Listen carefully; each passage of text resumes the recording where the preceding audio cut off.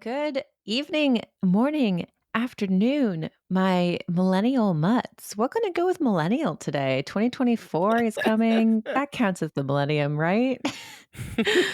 I'm Devin Shepherd, And I'm David B. Jacobs. and we are Cadaver Dogs. Wishing you a good afternoon, good evening, and good night. You know what? I wanted to change it up a little bit and make it a little more original. I like it. It's very Truman Show. Yeah, I did just spend Thanksgiving where they shot The Truman Show, so it's still on my Really? mind. Yeah, my parents' place is in the town that they shot The Truman Show. It's so crazy. It's my brain just went like, but they shot the Truman Show on like this massive stage that is built to look like a small town. Oh wait.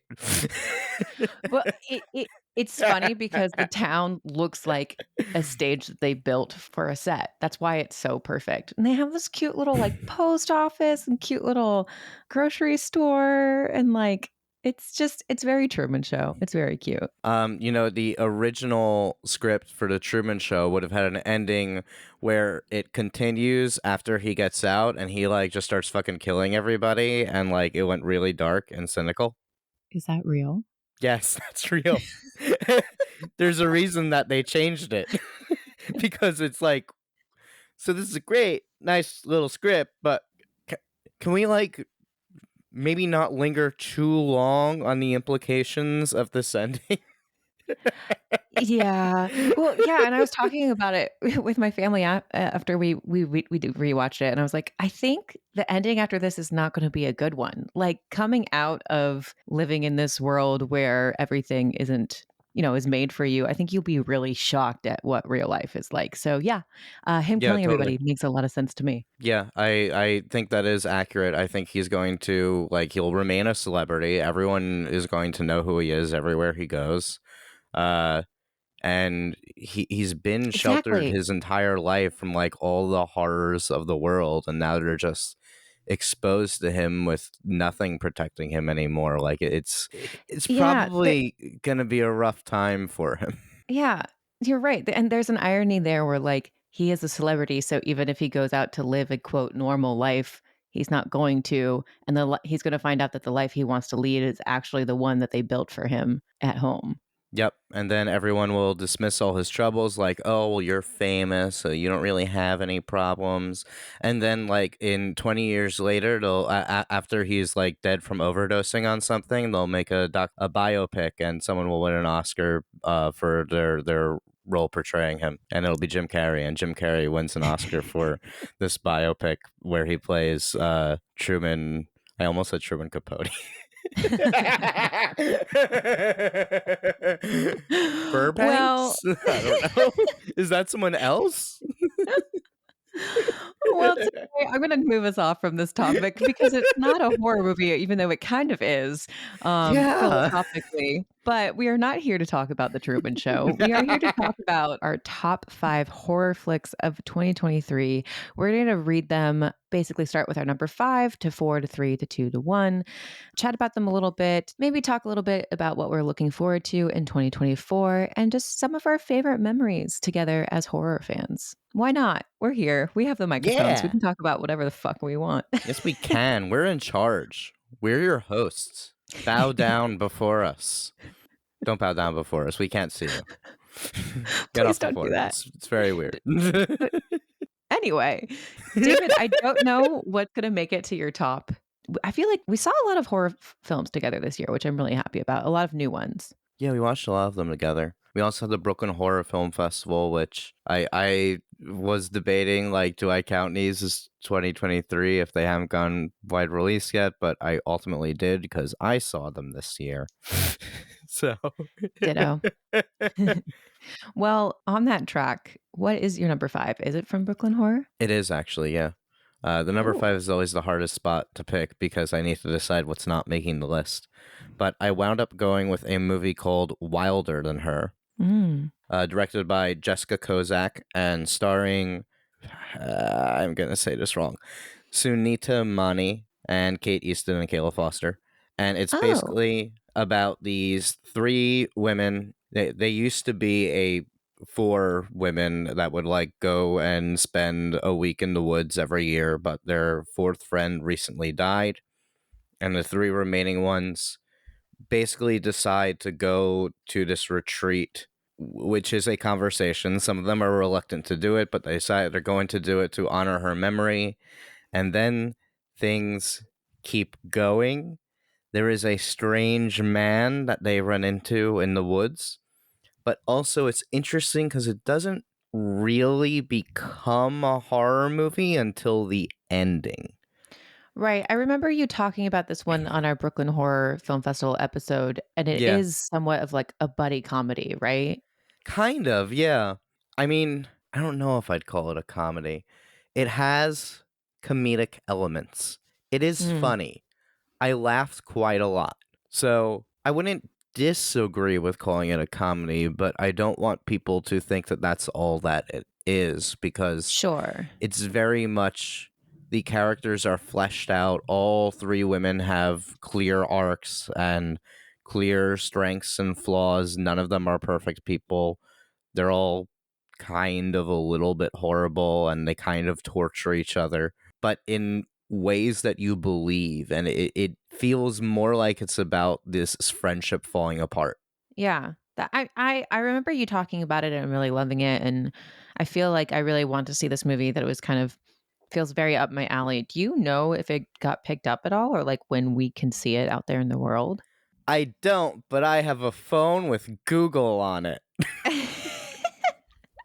let's let's do it and see what the fuck is happening out there. I'm sure it did because it has some recognizable talent in the cast. Yeah, Sunita Mani, if I'm saying, I don't know if I'm saying it right or not, but I think that she's from something. She's from Glow, Thank you. which was an incredible show that should have never been canceled. I'm not seeing anything about if this got picked up or not, but I'm sure it'll be coming out somewhere. Yeah, hopefully. It might be hard to program because of how it blurs genre a bit, like it Mm. because it's becomes a horror movie at the end, but the first hour is decidedly not that. So like you could try to put it on Shutter, but then people will find it on Shutter and it'll be like, "Why is this on Shutter?" Well, as a person who has a movie exactly like that on Shutter, yeah, that's not very fun. We'll see what happens. It's a good movie, and I hope that people get to watch it. Yeah, looking forward to it. Well, for my number 5, I also decided to go with a film that I caught at a festival. I was in between one that I saw at Brooklyn Horror versus one that I saw at Overlook. I'm just going to go with the one that was at Overlook because it is also something that will be coming out. So I wanted to get people excited for it next year. It's called Late Night with the Devil. Have you heard of this one? No, I haven't, but I'm gonna add it to my watch list now. It's super fun. So it's David Dasmalchian, and he stars as a talk show host in the, I want to say, late 70s. And the film takes place all over one night. And I can't recall, but I think they make it look like it's all one shot as well. Hmm. Oh, no, they don't. But there's a one really Okay. long shot in the film that was really good. But essentially, he has a guest on who claims to be possessed by the devil. And Hmm. so it all happens on set for his talk show during his conversation with this possessed being. It's fun. It's just really different. The vibes are really cool. It's funny. And it's David Dastmalchian and what I think is like one of his best roles that I've seen him do. I mean, every single role that he does is amazing, but it's really nice to see him in a lead role and one Yeah, that is so different. because I feel like I always see him in like supporting roles. I don't know if I've seen him in a lead. Yeah, he always has bits, and this one is like he's not like a creature in this one. He's like a good guy, quote unquote. Maybe not. Maybe there's secrets that he has. I Is don't he know. usually a creature? I haven't seen him play a creature, I don't think. Or like an evil guy, or like a dark guy, or like a Yeah. guy haunted by demons. He's always like a Well, I think it that was his Polka Dot typecast. Man. Oh, I forgot. I always He was forget he Polka was in Dot that Man. movie. He was Oh, the best yeah. part of that movie. He's so good. I love him so much. He's great. Yeah, so Late Night with the Devil, Shudder did pick it up, so it Cool. will be coming out on Shudder. I don't think they've announced a date, but hopefully early next year. It's an Australian film. Yeah, check it out. Damn, Australia again? Yeah, they've been killing it this year. Yeah, we'll certainly revisit Australia at some point At some during this point. list. No spoilers. It had to be up there. We knew it. We knew it. That was my number 5. Again, it was a little bit harder to reach a conclusion on that one. It was kind of tied with a bunch of different ones, but Yeah, always. yeah, always. So what was your number 4, David? I mean, same for my number 4. Everything is kind of hard to choose at this point, but I had to include Evil Dead Rise on my list, which surprises me actually because I'm not historically a huge Evil Dead fan, but Evil Dead Rise slaps. Yeah. I'm going to have to reveal this was my number 2. This movie Okay. was so good, and I put it that high because it really did scare the fuck out of me. And it takes a lot to do that, and it was just like I was like, yeah, it's good if it's really scary. And also cringy. Like not cringy, like skin crawling. Yeah, I know what you mean. There's some solid gore in it Yeah. that if you are affected by those things, then it will affect you. And it just has like some really great body horror going on for it. Yeah. I like that it has children in jeopardy, but they're actually in jeopardy and you're worried for them. It's a cool setting. I love the one apartment deal. Like it Yeah. takes the concept of Evil Dead and churns it into something fresh. Yeah, I agree. And something that still like honors the original films in a spiritual way without veering away too far. I think it was a good revamp where it didn't try to get too close to the Cabin in the Woods Evil Dead and did something different on its own, but still something just as creepy. Yes, exactly. Yeah, the performances are so good. The Oh sound my God, so design, I much. also always want to shout out. The sound design for Evil Dead Rise, we talk about at work maybe like at least once a month since it's come out. That makes sense. Because it's just like so incredible. And if you haven't watched featurettes on how they do the sound design and the ways that they honor, I don't have we talked about this? Bruce Campbell himself has a drive of all the sound effects that they had for the original Evil Dead that he handed over to the sound designer of Evil Dead Rise. Hmm. And they took the original sound effects that they used in the original film and like added to them and amplified them and put them in the new movie.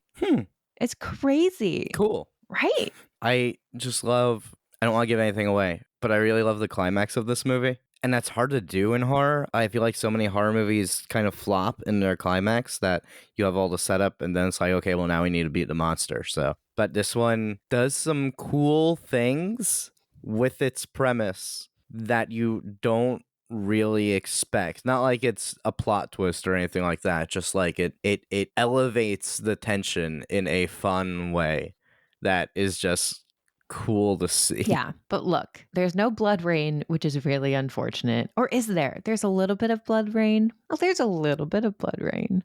I don't know. There's the cool elevator thing. No spoilers. I love it. My number 4, I went with one that we also have already talked about at the Brooklyn Horror Film Festival, but it did come out this year, so hopefully more people have seen it already. The Sacrifice Game. Nice. That was a fun movie. Yeah, it was so much fun. And David could tell you, we saw it together, and my face during the whole film, you can't see me, but I am so happy. And I was just like, my head was in my hands, and I was just smiling the whole entire time. I wasn't looking at your face, Devin. I was looking at the screen. That's how you watch a movie. Are you looking at my face when you're watching movies? You're supposed to be looking Okay. at the movie. I guess you could tell them because I told you immediately after, and you were like, yeah, I knew that was your type of film as we were watching it. That's true. It is. Yeah. This is And also it's a great. period piece. I did not realize my number 5 and number 4 are both period pieces. But for those Huh. of you who don't know, The Sacrifice Game is currently on Shudder. It is a holiday horror film by Jen Wexler, who did The Ranger. And it takes place, this one's also in the 70s, correct? Or is it the 80s? I think it's early 70s. 70s. It takes place overnight at a girls' school where a bunch of serial killers come and stay the night. And there's paranormal things that happen. And I'm not going to spoil it for you, but this movie twists and turns in so many ways. It's incredible and has some of like one of their performances, and I'm not going to spoil who, was so good and so exciting as like a newcomer in film that's definitely worth watching. I know exactly what you're talking about. Yeah, I picked two 70s films. That's funny. Cool. I don't think any of mine are period pieces. So, well, my number 3 is also from Brooklyn Horror. Oh, let me guess. No, don't let me guess. I think I know what it is, though. Go. No, guess. Is it Blackout? No, Oh, no, sorry. It's Kill Your Lover. oh, yeah. Yeah. Yes, you have heard me rave about Kill Your Lover quite a bit. It is directed by Keir Stewart and Alex Austin. And basically this movie it's a body horror movie. This woman wants to break up with her boyfriend, but at the same time, he comes home with a strange infection that is spreading. I think that's the way to pitch it. And it's all done with Hmm. like these heavy metal vibes all throughout. It's very punk and it's like very vibrant and energetic. It's literally two people in an apartment for the entire movie, and it is so full of energy and life, and you're never bored. You're just having a blast, and it just keeps barreling through. There is a lot of comedy in it as well, and it's just so much fun. It's just so much fun. Yeah, this one you talked about really loving in our Brooklyn Horror Review episode. It was not one that I saw, but you made me really want to see it after everything already wrapped. So I'm really mad I missed it. But I can't find anything if this film is coming out anywhere soon. Do you know if it got picked up? I'm not finding anything either. Oh man. Well, gonna have to keep our eyes peeled for this one because yeah, David. I mean, this is your number 3. It's a movie that like I really want to fucking see. Yeah, this one resonated with me a lot in many ways. It's just from beginning to end, it's so much fun, and oh my god, yeah. If we find out when it's releasing, we'll no doubt wind up mentioning it. Same with the other ones we've mentioned that don't have release dates yet. So follow the pod, keep listening, and we'll let you know when it drops. Yeah, totally. Well, my number 3, you probably all have already seen. We're going back to Australia for Talk to Me. This is my number 1. Yep. There we go. It would be the crossover. I mean, this film was just so fucking good. It was so much fun. It was, again, a movie that scared me, which is why I put it up here, but did not scare me as much as Evil Dead Rise. It was why I moved it to number 3. Okay. Yeah, it was original. It was refreshing. I mean, we did a whole review episode on this that has a spoiler free section as well as a section that contains spoilers. So if you do want to hear all of our thoughts about Talk to Me, go check that out. But I really loved this film a lot. It was so much fun. Fucking brilliant movie. Yeah, all of that. Great film. It's more popular than some of these other movies we were talking about, so probably a lot of you have already seen it. And if you haven't, then I don't want to overhype it for you. Just go watch it. Watch it Yeah. blind if you can. It's nuts. Yeah. Definitely watch it blind if you can. And I can't believe those fucking directors were like comedy YouTubers. I know. I know. It's insanity. I can't wait to see what they're doing next, which actually might be Talk to Me too. It is, yeah, or a Yeah. prequel. But anyway, give them an Oscar nod. Give Sophia Wilde, who plays Mhm. the main character in it, give her an Oscar win. Give it like all the technical shit. Just give it Oscars. It's not gonna get Oscars. It's not gonna happen. But it should. It should. It is so good. It's so good. Did it even get any indie spirit No. noms? No, it Oh, didn't. that's fucked. No. Everyone forgets about these horror movies before award season, and it's like, My number 2 got Indie Spirit nods. oh, okay. I don't know what it could be actually.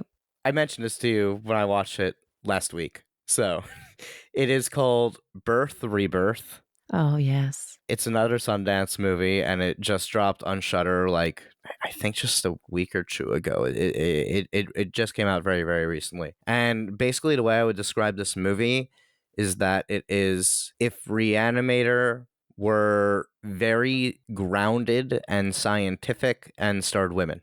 That sounds awesome. So it's a Frankenstein movie? Yes. Oh, So fuck yeah. they bring someone back to life, but because this is a more grounded movie, now they need to do all of this work to keep it alive. And the things that they need to do draw into some morally gray territory, and it's really excellent. It stars Marin Ireland and Ugh. Judy Reyes, and both are fucking excellent.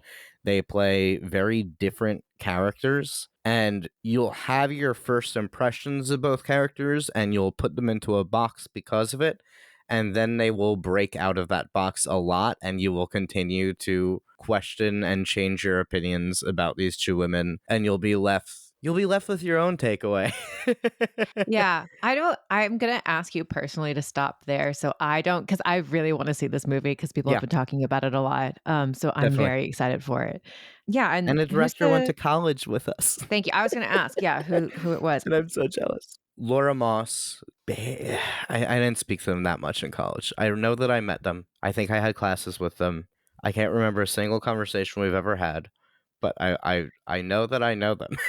Were they director track? Do you remember I don't if they were remember. on set through I don't college? Oh, remember. I don't Um, remember either. I remembered their name enough that when I saw the movie getting like announced at Sundance, I was like, I went to college with them. And then I've been seeing their posts on Facebook about it. And Mm. yeah. Well, I'm very excited to check it out. Yeah, it sounds like it's been a real favorite for a lot of people so far, and already making top of the year lists already. Well, It's we so good. said my number two. It was Evil Dead Yes. Rise. And we said Yes. my number one is Talk to Me. Oh, it is. Yes. I Okay, love so my Talk to Me. number one is totally off base, Great. What is it, Devin? but I had to do it. Is it Scream? No, it's Disney's Haunted Mansion. I loved this movie so much. And for anybody who doesn't know, I'm not a Disney adult. I just want to clarify. I am not a Disney adult. I But am you an aren't adult who loves not a Disney. Disney adult. I'm an adult who loves Disney. Disneyland was very, very special to me growing up. And so I have a huge love for it. I am a Disneyland geek, but not as intense as a lot of people. Sorry, you look like you were going to say something. Well, this will make more sense if you explain why you were so big on Disneyland and went there like every week or whatever it was. Oh, yeah, I mean, I lived near it and we had passes and Yeah. like, yeah. Yeah, I was very lucky for that. I Yeah, never and went to then Disneyland. I went to Disney oh, World once when I was 6. And then when we were leaving, my parents said, we'll go back in 5 years. Then 5 years later came, and I said, I'm 11 now. It's been 5 years. We're going back to Disney World, right? My parents said, no, we can't afford it. yeah, it's so fucking expensive. I've never been to Disney World and I need to figure out how, but I'm gonna need like a week there and I don't know how I'm gonna pay for that. Is it still good if you're an adult, though? Well, I don't it's know. Disneyland's still good for me, so Okay. I've yeah. never been to Disneyland. Yeah, see? Haunted Mansion, though, was one of those rides that, I mean, as horror fans, you just gotta love, just like Tower of Terror, because it actually is scary, and it actually did scare me, and it's so beautifully done. It's definitely like a magic, and I could go on about Haunted Mansion, but for those that don't know, there are a bunch of lores. The history of the Haunted Mansion and how it was created and the story that is in the actual ride is very vast. And so the new movie Haunted Mansion does tap into that and does tap into the fandom in a very well done way where it doesn't go too heavy. I do like the original Haunted Mansion film a lot, but this one was different, which I enjoyed. It's funny. It has a crazy cast. Like it's well done. It's dark. I would say it's such a perfect balance of kid and adult entertainment and is perfect gateway horror. I think Okay. this year was really wonderful in gateway horror, and this was definitely one of the films for me that did it. When I went to Disney World, Tower of Terror was down, so I didn't go on that. But I do remember going on Haunted Mansion ride. I mean, I don't remember anything happened on the ride. I just remember that I was 6 and my sister was 9, and she was like crying, and I was super happy. And my mom is like, David, David, are you okay? And I'm just like, yeah. So I feel like, it's one of those moments in my life that I look back on now and I'm like, why did I think I didn't like horror? I Yeah. obviously did. Yeah. I was gaslit into thinking I didn't like horror. I obviously liked horror as a kid and just didn't accept it. Yeah, I didn't see the movie because I heard it was bad. I had so much fun. I had so much fun. But you lied. You What do you said mean? that your number one that you were going to go off the rails, but instead you went very much on the rails. Oh, no. Oh, David. Oh, no. I can't even laugh at that. I'm sorry. But where we're going, there are no rails. No, I don't know. I don't know. Yeah, that's fair. I guess I'll Yeah. watch the movie. I don't even know if you'll look. It's maybe I enjoyed it so much because I am a Disneyland fan and caught a lot of the lore. I don't know. I don't know. Last year, you and Rob were hyping up Mr. Harrigan's Phone for me, and then I watched it, and I was like, "It's all right." So,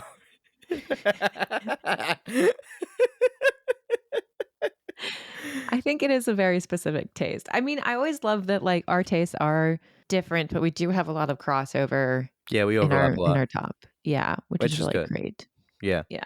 neither of us put Scream on. It wasn't even in my I think it would be in my top 10. I think it would Yeah, be. definitely. But I I think it would almost be like put 10. it was one of those ones that was competing for 5 for me. Oh yeah, do you have any shout outs for ones that almost made it? Okay, actually, my one shout out I want to give is to another Brooklyn horror movie called Femme. Mm. The only reason this is not on my list is because I don't understand why it's would be considered a horror movie. Like I can see the argument, but like it's horror in the same way like Uncut Gems or something is horror, which I'm good with other people Mm. classifying in that way. Wouldn't personally classify it as a horror movie, so I didn't consider it for this.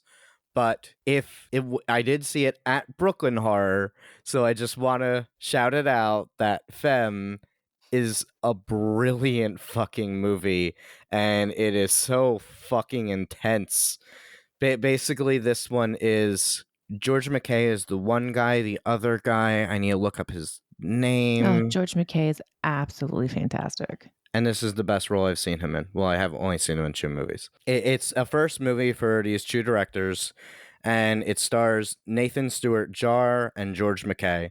And basically, Stewart Jar plays a drag queen who is assaulted by George McKay in the beginning of the movie as a hate crime, and then is completely traumatized, like locks himself in his room for weeks, won't come out, won't do drag anymore. And then a few months later, he chance runs into McKay again. But since he's not wearing his drag, McKay doesn't recognize him. And then more things keep happening, and it is subversive. It's uncomfortable. You're they'll make you sympathize with him. Like the first scene, you're like, Mm. this dude is the scum of the earth, and then it makes you be like, oh, but he's so sad. It's so it never goes in the direction that you're expecting, and you have no idea what the fuck is going to happen next, and you're just horrified about when everything is going to come out and how brutally it will all go down, and you just want them to be happy. Yeah. It's so good. Like strongly recommend. Yeah, and Yeah, this one I also can't find when it's hitting, at least for American listeners, but it did premiere in the UK December 1st. So cool. it might still be out there if anyone's in Britain. Yeah, and that's a good sign. If it's getting UK release, then it'll probably get a US release sometime afterward. Yeah. Yeah. Yeah, for sure. Well, I guess since you shouted out one, I'll shout out one as well. This one did get a theatrical in the US. It premiered at Sundance, and I don't know where it's going after that, but hopefully we'll be landing on home video. It's called My Animal. Did you catch this one? No, what's this? Oh, I loved it so much. My Animal is a werewolf film Ooh. that talks a lot about the trans experience. It's a coming of age trans werewolf movie. I'm in. Yeah. Why? Like, come on, that's so perfect. Of course, we can use werewolves as a metaphor for coming of age trans film. That like weird cheer I gave that was like unintentionally a howl as well. I really like werewolves. I love werewolves. Werewolves are so cool, and I love werewolves, and werewolves are the best. So Oh I want to yeah. watch a werewolf movie. You have to see this one. I'm a little disappointed not more people were talking about this movie because I thought it was absolutely beautifully done. Jacqueline Castle is the director. I forget what else she's done, but she's I think has a good online horror presence if you haven't seen her. And yeah, it's just a really great movie. Yeah, and yes, of course, werewolves can be a metaphor for a trans experience because werewolf, like the fear of the werewolf, is the fear of the thing in yourself that you're hiding away from the world that you don't want other people to see. That's what a Mhm. werewolf really is. I love Well, werewolves. yeah, and the big thing about this movie too is because werewolves are a physical transformation. hmm This movie Yep. really focuses on the body Perfect. specifically, yeah, and I was like, "Oh, yeah, I mean, that's brilliant." Is your relationship to your body and going through that experience. Cool. Cool. Well, that was our top list for 2023. Thanks for sticking around with us all year long. I think this was a really fun year for horror. Obviously, seeing it getting more and more into the mainstream. I feel like there's so much horror content Yeah. coming out now. It's crazy. Is there anything you haven't seen that you suspect might have made your list? Birth Rebirth was definitely up there. Mm. Oh gosh, I didn't think about this. But I didn't do so well at seeing the new movies this year, so I'm sure there's a bunch on that list. I Okay. really spent a lot of my time this year, which was a goal of mine last year, was to watch horror movies that have been on my list for like years and years and years. So I did Oh, I cool, cool, did cool. watch a lot of older horror, That's which great. I'm happy about. Yeah, so did I actually. I watched like all the Universal horror movies from the 30s and 40s. I'd seen Oh, like the major ones before, but this time I went like deep dive, and it was really fun and rewarding. But yeah, yeah, that sounds fun. I didn't get around to Suitable Flesh, but that's coming to Shutter next month, so Mm. I'll see that at like the end of January when it drops on Shutter. And I didn't had to cancel my plans to see Godzilla -1 the other night. So I'm seeing that in a few hours. And if that winds up being my new number one, then like I'll send you a clip that you can put in right here saying that that's my new number one or whatever. David's I expecting it to be his new number one. Hey Mats, it's Dave from the future. Godzilla -1 is my new number one. Go see it on the biggest screen possible. That is all.